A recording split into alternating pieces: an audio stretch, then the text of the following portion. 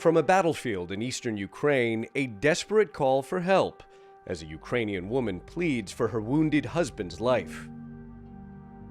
Footage from last June shows the moment when a Ukrainian couple took a wrong turn towards an active front line. Their car came under fire from nearby Russian forces, badly wounding the driver, Valeria Ponomarova's husband. I saw his head was injured and immediately began to bandage his head.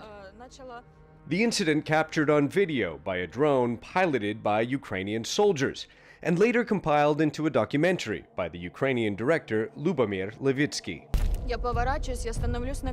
I turned and fell on my knees and just screamed with the most agonizing cry. I didn't know whose drone it was, our forces or the enemy.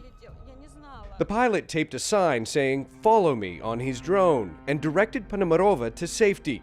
She made the agonizing decision to leave her wounded husband behind. As she followed the drone, Russian soldiers emerged to approach her car. They took her husband Andrei and dumped him in a ditch.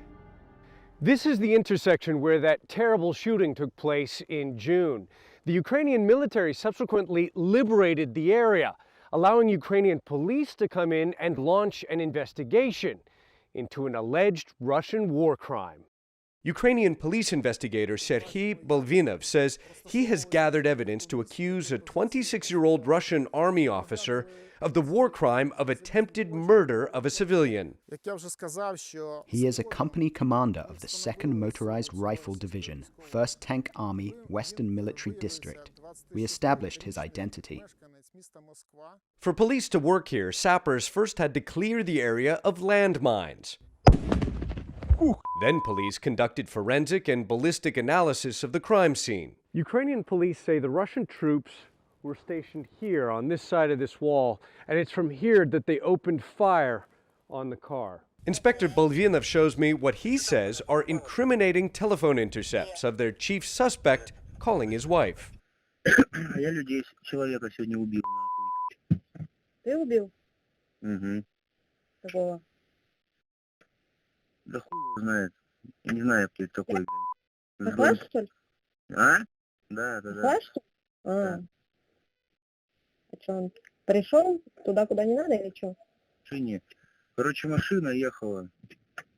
Ну. 30-ка и пизданул, как бы с БМП, блин. Там женщины оказались. Женщина выжила, мужик нет, ну. Понятно. Ukrainian police say the weapon was a 30mm cannon aboard this type of infantry fighting vehicle. Police say they've also tracked down photos of the officer and his wife from their social media accounts. On that dark day, Valeria Ponomarova followed the drone to safety, stepping around deadly landmines, until a Ukrainian soldier met her. It was too dangerous for troops to retrieve Andrei Bahomaz. Is this where they brought the victim, the Russian soldiers? Да. But that's not the end of Andrei's story. Miraculously, he somehow survived after spending the night badly wounded in the ditch. I felt rain falling. I looked around and realized I was lying in some kind of a ditch. The next day, he limped to safety. It took 30 or 40 minutes. I stopped a lot because I was in a lot of pain. Andrei is still in treatment for multiple shrapnel wounds to the head, chest, and spine. The alleged attempted murder of a Ukrainian civilian at these crossroads, just one of hundreds of potential war crime cases being investigated by police in Ukraine's Kharkiv region. But it's perhaps the only incident that has been so incredibly well documented.